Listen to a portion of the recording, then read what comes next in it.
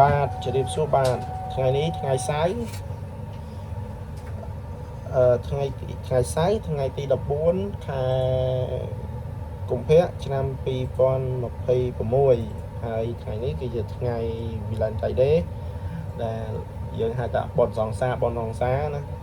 ហើយសូមផ្ដាំទៅដល់ស្រីមួយចំនួនតូចហើយខាតកុំយកកាដូដូរយកអានោះណា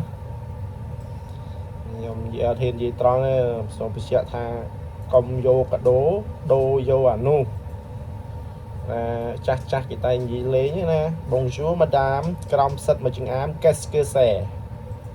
ចាអាហ្នឹងគិតខ្លួនឯងទៅហើយបើអ្នកស្រីណាដែលគាត់ធ្លាប់ប្រព្រឹត្តពីមុនមកអាហ្នឹងរឿងរបស់គាត់ទេតែបើយើងមិនដែលសោះយើងថ្មីថ្មោងយើងទៅតែមានសង្សារហើយសង្សារជូនកាដូជូនផ្កាក្នុងថ្ងៃនេះដាច់ខាតកុំឲ្យសោះកុំយកកាដូយកផ្កាដូរយកអានោះណាប្រយ័ត្នអើយ